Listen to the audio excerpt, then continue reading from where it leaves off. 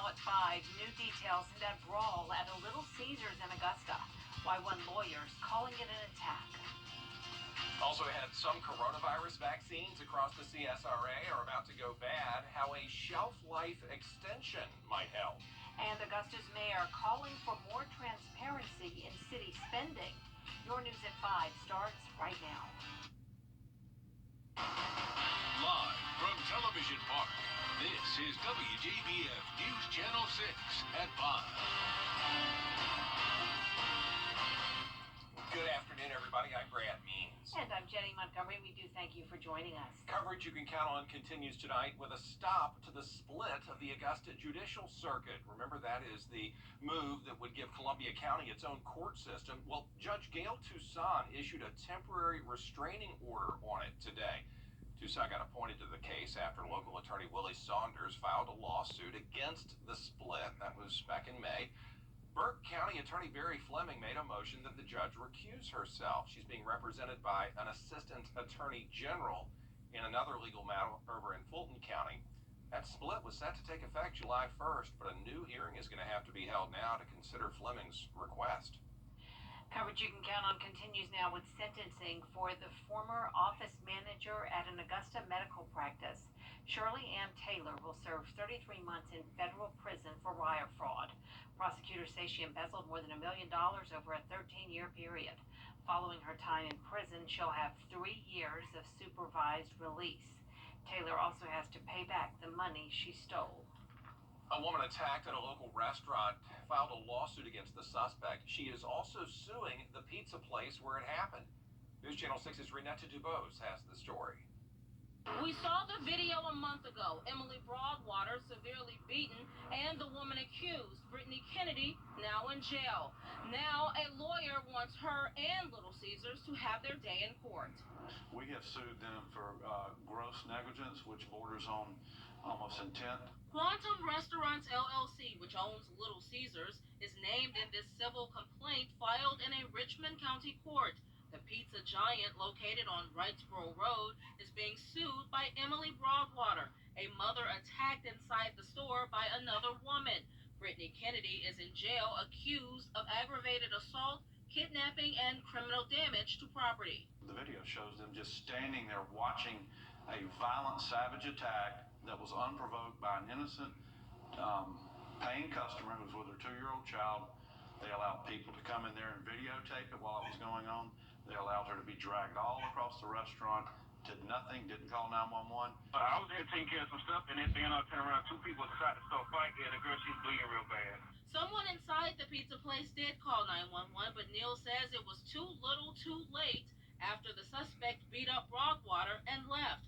And he adds others present who videoed the incident will be added to the lawsuit. A 2-year-old baby had more courage than a grown man or grown men and grown women that worked at Little Caesars who represent that corporation did to try to prevent this attack and to stop it and to prevent my client from getting seriously injured and possibly killed.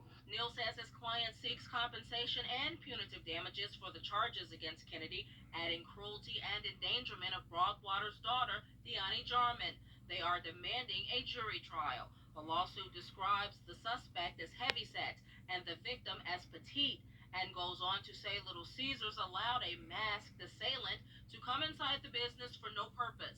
Nearly 1 month later, he says Broadwater's bruises have healed, but she's still dealing with it mentally and emotionally, and added her child has nightmares.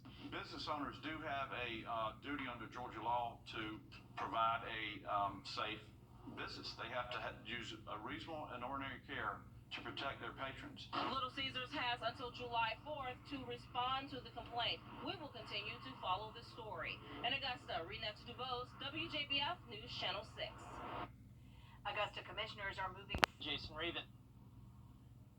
Demand for vaccinations is declining in Georgia and South Carolina. Health experts are concerned that many unused doses will expire. News Channel 6's Chloe Salsameda tells us about the push to distribute them before time runs out. Thousands of doses of the Johnson & Johnson vaccine were set to expire this month in Georgia and South Carolina. The FDA extended that expiration date, giving pharmacies and doctors' offices a few more weeks to use them before they go to waste. Parks Pharmacy in North Augusta was facing a deadline this week. It was days away from having to use up dozens of doses of Johnson & Johnson's COVID-19 vaccine before they expired. Currently, we have just over 100 doses remaining. Luckily, the FDA extended the vaccine shelf life from 3 months to 4.5, giving Parks a few more weeks to use its supply. When it expires, we have to go through the CDC and log it as a wasted product, and then we have to quarantine that and then wait for a proper disposal opportunity. Demand for the one-dose shot began declining in April when the FDA investigated if the vaccine was linked to blood clots. Of course, that put us behind, and now that window kind of closed. People went ahead and got other vaccines, so it left us wondering how many people will still want that. Doctors are now turning to the community for help in raising vaccination rates. South Carolina and Georgia are some of the least vaccinated states. Dr. Joshua Weiss says starting conversations with friends and family can help drive those numbers up.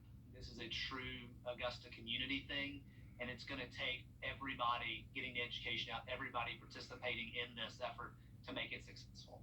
Chloe Salzmeda, WJBF News Channel 6. Still ahead, the military is helping some local people get veterinary care for their pets. Yeah, very nice program there. Also ahead, Aiken teaching people a skill that could really save lives. Details on free lessons after the break.